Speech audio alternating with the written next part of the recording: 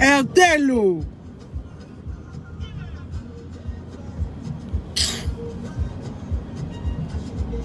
Non, RTL. Ça, comment couper mon direct? Désolé, c'est RTL.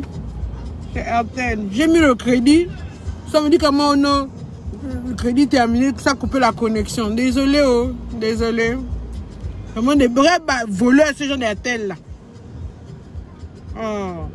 Coucou Fatou, désolé, connectez-vous, désolé, oh, désolé. Les choses d'RTL. Je n'ai jamais vu. Je ne sais même pas qu'est-ce qui est pire entre RTL et Liberty. Dès que tu mets les unités. Et tu me fais passer par où, Seigneur? Belle vue. Ah, c'est bon. Ok, connectez-vous, connectez-vous. Connectez-vous. Oh, la Côte d'Ivoire est là. Ça va, vous allez bien? Hello, John, comment vas-tu? Vraiment, RTL. Quelqu'un qui a mis son crédit, je vais m'activer. Je vais m'activer ça. Rien. Ils me disent, ils m'ont coupé quand même mon direct. J'avais jamais 400 personnes connectées. Là, maintenant, pour que les 400 là reviennent. Bonjour, Clyde. Bonjour, Lambert. Bonjour, Reine. Oh, rêve. Quand tu avais cassé le téléphone, ton ticket te banque le téléphone là quand tu casses ça. À l'heure là. Hello, bijou. Vous-même, vous connaissez le secret du temps. J'ai déjà dit que vous vous connectez sur mon groupe privé. On ne donne plus les secrets comme ça là, à tout le monde. Là-bas, on est en femme, on se lâche, on se dit nos secrets et tout, nos recettes, no way. C'est bon, on a combien? Bon, je commence. Donc, je vous disais précédemment que j'ai reçu plusieurs cas à mon ONG aujourd'hui, mais il y a 3 cas qui m'ont particulièrement marqué. Donc, le premier cas, je vais vous en parler parce que dans la vie de tous les jours, on ne sait jamais, vous en aurez besoin. Vous aurez besoin de savoir ce genre de choses. Hein? Le deuxième cas, ça concerne les parents. Et le troisième, c'est un cas mystique que je vais survoler parce que je ne peux pas rentrer trop dans les détails parce que ah, vous-même vous allez me dire hein? Non, il y a même 4 cas, mais en tout cas je vais vous exposer le nombre de cas possibles. Vous-même vous allez réagir. Premier cas, j'ai reçu un jeune malien qui est venu se plaindre à l'ONG qu'il a été escroqué. Il a été victime d'une escroquerie. L'escroquerie, c'est quoi? C'est que on lui a promis le visa pour les États-Unis, le visa pour le Canada. Et il a cru, il a vendu sa boutique pour donner l'argent pour qu'on nous fasse le visa. S'il vous plaît, allez dire aux gens que l'affaire de payer quelqu'un pour la connexion au consulat, là, c'est des bêtises. C'est des bêtises, oh. Même moi-même qui vous parle là, on m'a déjà bouché le visa là-bas à l'époque de Trump au consulat américain. J'avais un passeport à l'époque diplomatique. J'avais eu 5 visas de 5 ans à l'époque de Trump. Là, on m'a commandé de citer tous mes frères et sœurs, leur âge de naissance, tous les gars avec qui j'étais sorti, tous les plus j'ai dit que le gars est fou quoi. Donc je n'ai pas beaucoup réfléchi, je n'ai pas fait, tout le monde s'en avait gazé. Ils m'ont quand même dit que venez prendre votre passeport pour donner le visa. Donc vous pensez que quand vous écrivez qu'on aide-moi à trouver le visa pour les States, tout ça là, vous pensez que c'est le lait. C'est des bêtises. Donc, quand quelqu'un vous dit oh non, j'ai la connexion pour les visas, tant que vous n'avez. Et lui, là où j'ai compris que les escrocs là ont comment eu un nouveau niveau d'escroquerie. Ils l'ont même envoyé à Cotonou que non, les Canadiens sont venus et tout, nanana, sélectionner les gens qui doivent aller avec eux. Donc là, il faut que tu donnes l'argent. Il a dit non, donc je n'ai pas le visa dans mon passeport, je ne donne pas. Ils l'ont amené à Cotonou. Il a donné 1,5 million. On l'a amené dans les agences où vous voyez que oui, on vous accompagne pour que vous ayez le visa étudiant au Canada, en Turquie, les agences là, qui pilulent un peu dans la ville. On lui a fait des photos, on lui a parlé, wow. Oui, si tu vois là où on voit des glaces de 100 francs, là, tu t'arrêtes. Hein. Ça fait longtemps. Je viens un enfant avec ça, moi si je veux. Donc, on l'amène là-bas maintenant. Il a déposé 1,5 million oh non, on va te faire le visa et tout et tout. Ils ont carrément mis un faux visa dans le passeport. Je vous dis qu'il m'a montré ça. Non. Non. Je dis que même toi-même qui as l'habitude de voyager, tu n'as pas fait la différence entre le visa qu'ils lui ont mis et le vrai visa. Non, les gars sont à un autre niveau. Faites attention. Oh, ma chanson. Faut faire très attention. Ils lui ont mis un faux visa dans le passeport. Il leur a donné 4 millions. Plus c'est 1,5 million qu'il avait déjà donné. Et s'il vous plaît, il est resté 2 mois à Cotonou. Donc l'hôtel, la nourriture lui-même. Et il a encore donné 800 000 pour le billet d'avion pour mener aller au Canada. Maintenant, arrivé à l'aéroport, maintenant, oh non, j'ai pas fait ton test de Covid. Attends, je vais aller récupérer ça et tout. Attends-moi là. Le gars barre, le screw barre, il le laisse à l'aéroport. Donc il est à l'aéroport comme ça là et tout. Il va il dit oui, je n'ai pas mon test de Covid. Donc dès qu'il dit qu'il n'a pas le test de Covid, on le refoule, on ne l'accepte pas. Donc il va maintenant à l'agence pour modifier son billet, pour dire que oui, je n'ai pas pu prendre le vol à cause du test Covid. Est-ce qu'on peut mettre ça pour un autre jour et tout ça là? On lui dit, c'est quel billet? C'est pas le billet? C'est pas le billet d'avion. C'est seulement la réservation. Regarde, voilà, je te dis que voilà les carottes, les tomates. Allons. Toi, tu ne suis pas. Oh. J'étais où? Oui, c'était un faux billet d'avion. C'était un faux billet d'avion. Ils ont dit que oh non, c'était pas un vrai billet d'avion. Donc le pauvre, paniqué, tout ça là, il a attrapé le gars. Le gars l'a emmené. Oh non, je suis malien. C'est mon oncle là-bas qui est au consulat malien, au consulat du Mali là-bas. Il va aller se porter garant pour te rendre ton argent. Ils arrivent là-bas, le consul dit, moi je ne te connais pas. Moi je ta identité là-bas. Bon, c'est sénégalais. Je dis que mais toi-même quand tu vois, tu as déjà vu tous les zigzags là. Tu l'as encore laissé fuir comment?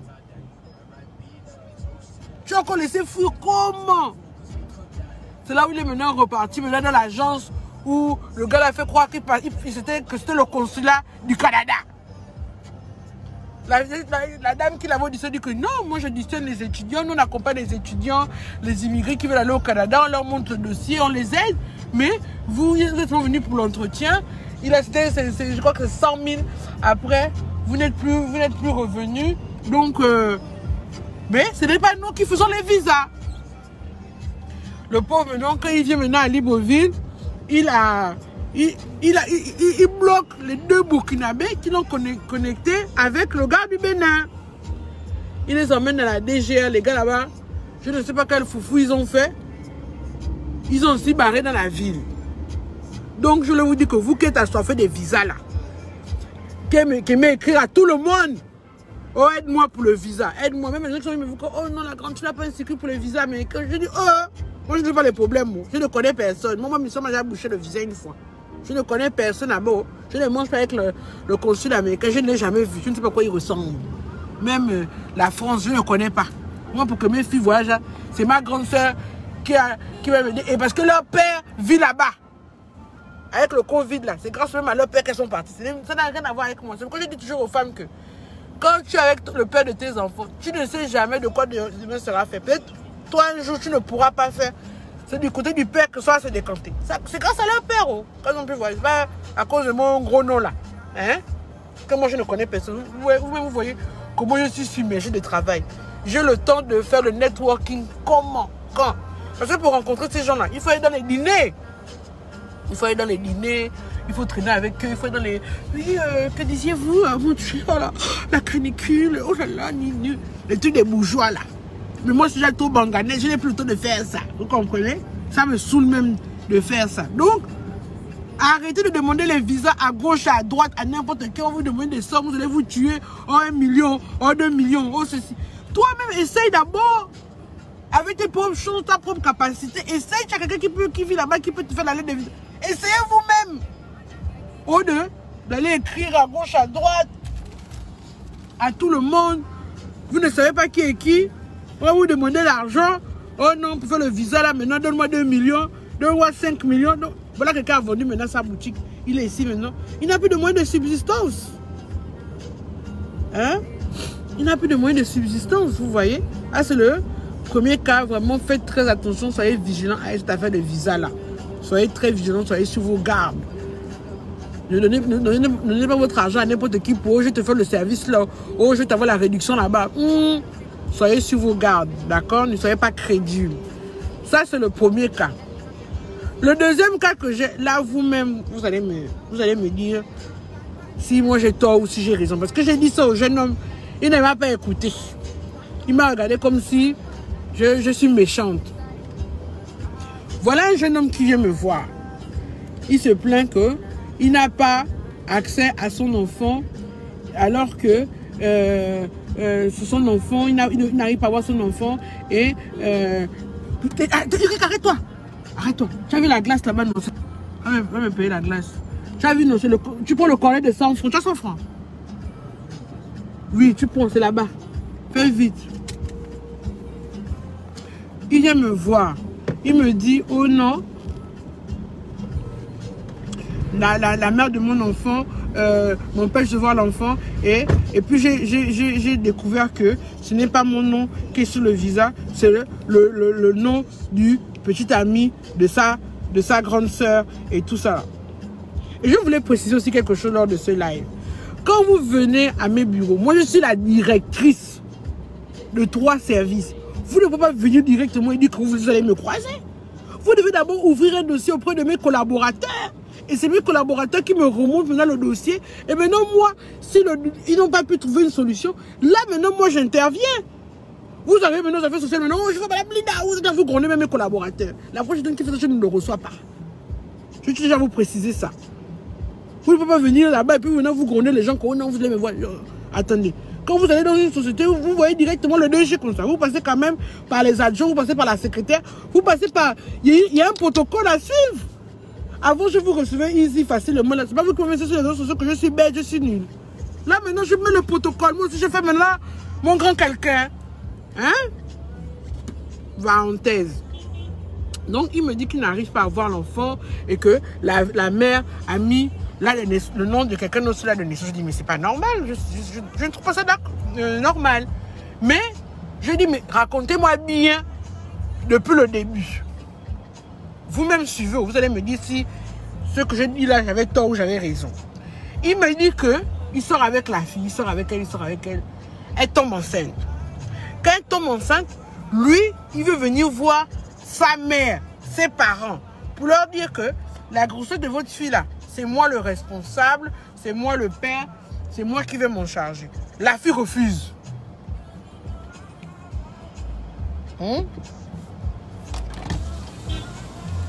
Oh, pourquoi ça c'est déjà fondu, hein? C'est quoi? Tu as pris quoi? C'était au protéger, je ne pas.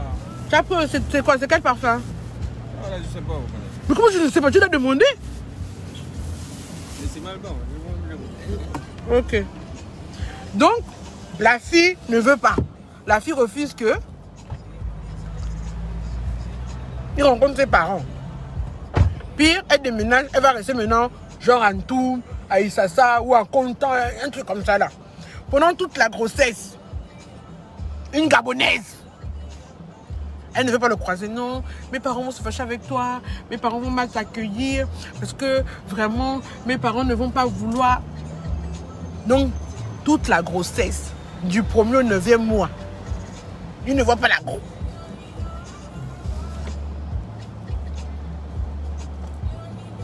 Ils ne se voient pas. Ils ne se croisent pas. À chaque fois qu'il écrit, elle a les prétextes. Oh, ma mère, oh ceci, oh, cela. Oh. Bon. Jusqu'à ce que elle accouche. Une Gabonaise, elle accouche. Tu es le père de son enfant, elle ne t'appelle pas. Tu ne payes même pas une ordonnance. Tu ne payes même pas un antibiotique. On ne t'appelle pas. Même vous-même. C'est comme maintenant, l'enfant a un mois, la fille de faire l'autre chose. Quand ça veut dire que, viens voir ton enfant. qu'il est venu voir son enfant, c'est là où il a vu les parents, c'est là où il a commencé à s'occuper de son fils. Et maintenant, ça fait maintenant 2 ans, il se rend compte que l'âge de naissance de l'enfant est non de quelqu'un d'autre. Je dis, mon petit, l'enfant là, ce n'est pas ton enfant. L'enfant là, ce n'est pas ton enfant. Aussi, madame, le gars se fâche avec moi. Oh mon Dieu, salut mon jogging, merde.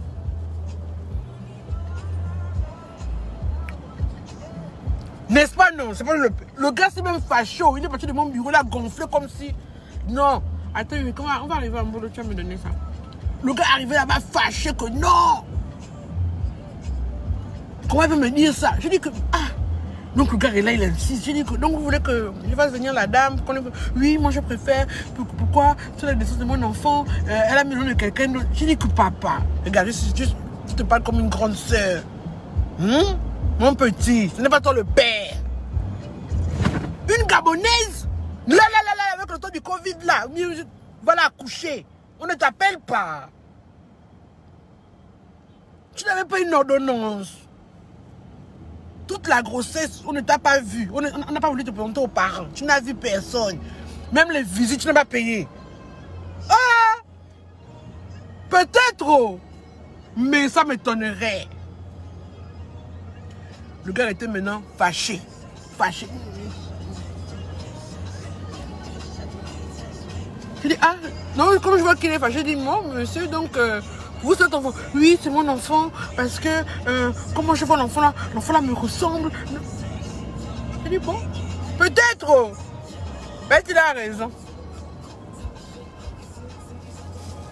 Peut-être que c'est son enfant. Mais vous-même, comment je viens de vous expliquer l'histoire là? C'est son enfant. Une Gabonaise là, actuellement. Une jeune fille gabonaise. Que je ne sais même pas qu'elle travaille. Elle vit chez ses parents. Tu lui fais l'enfant. Elle ne peut même pas voir ses parents. 2, toute la grossesse. Tu ne veux pas les visites, pas d'échographie, rien. Tu ne la vois pas. Elle ne veut même pas que vous vous croisiez. Toi, elle accouche. Tu n'es... Ah, en tout cas. Peut-être. Oh.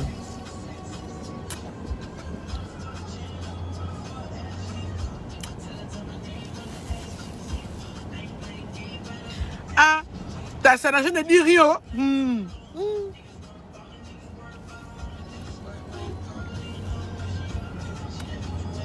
Ah, mais moi je lui ai dit ça. Il était fâché. Je vous dis les fils, vous avez vu combien il était gonflé. Il dit, regardez-moi quelqu'un. Comment tu te dis la vérité? Ce n'est pas ton enfant. Il était là gonflé. Il a insisté que non, je dois convoquer la fille. Je dois la convoquer. En temps, j'appelle après mes agents qui l'ont d'abord reçu, qui ont dit que monsieur, non, on ne peut pas régler ça ici, là. Là-bas, on me dit que la jeune fille a bien dit que non, au départ, elle ne savait pas. Pardon, je n'ai pas beaucoup parlé. Mais vous-même, vous avez compris que... L'autre, voilà, le vrai père a enlevé le corps, vous voyez comme ça, là. Après s'en être occupé, le vrai père a enlevé le corps. C'est pourquoi elle revient un peu maintenant chez le faux père. Ah, les femmes, qu'êtes-vous? On peut faire ça, Dama. 3e cas.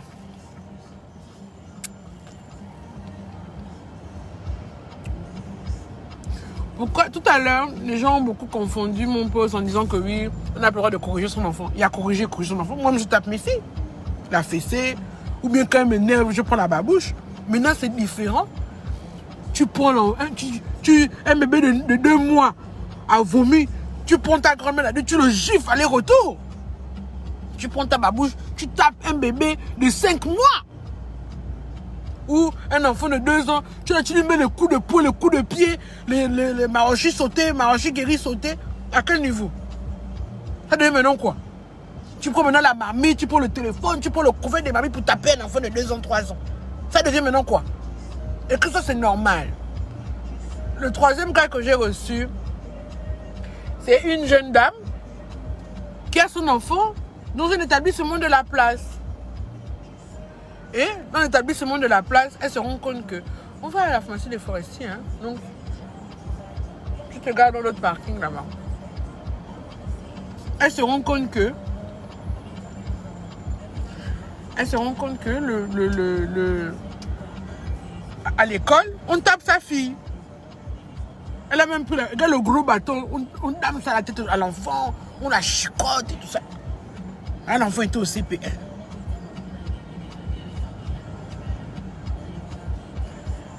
Là où je n'ai pas aussi compris, elle réinscrit l'enfant là-bas. Et là-bas, on va jusqu'à couper. Genre, l'enfant doit couper les cheveux. On ne sait pas si c'est un enfant qui lui a coupé les cheveux. Déjà, il y avait un autre enfant qui l'avait shooté. Donc,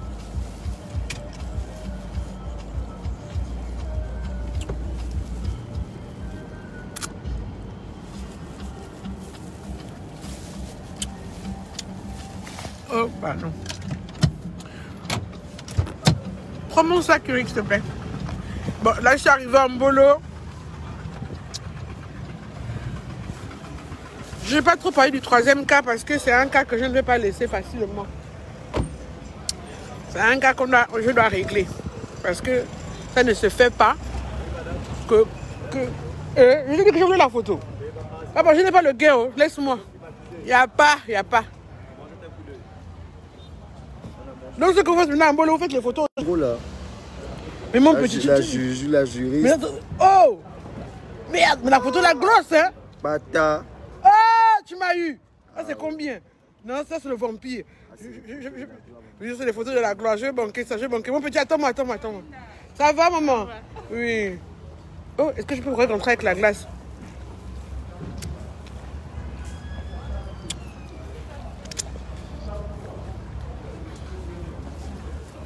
Non.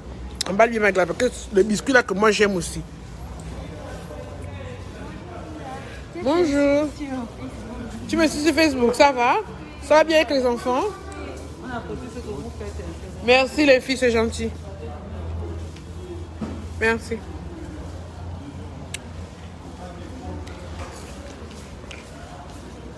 Mon masque. Donc je vous disais quoi? Quand un parent dépose son enfant dans un établissement, moi je pense que les professeurs, les enseignants, si l'enfant a un comportement indélicat, violent, dangereux pour les autres enfants dans la classe, il faut appeler le parent concerné. Tu ne peux pas taper mon enfant. Il n'y a que moi qui aurais de taper mon enfant. Moi, je n'aime pas qu'on tape mes enfants, à part leur père. Mais moi-même, il n'y a que moi-même et leur père, à la limite, peut-être mon petit frère et ma mère. Mais tu es une enseignante, tu peux taper mon enfant. Tu ne sais pas comment j'ai fait pour faire l'enfant là. Tu ne sais pas comment j'ai galéré 9 mois. Tu me tapes l'enfant n'importe comment. Même les trucs que moi, je ne fais jamais à mon enfant, tu fais. Jusqu'à, il y a des maîtresses qui volent même les bijoux des enfants en classe. Volent la chaînette de l'enfant. Elles volent les trucs de l'enfant. Est-ce que ça, c'est normal? Ça ne se fait pas.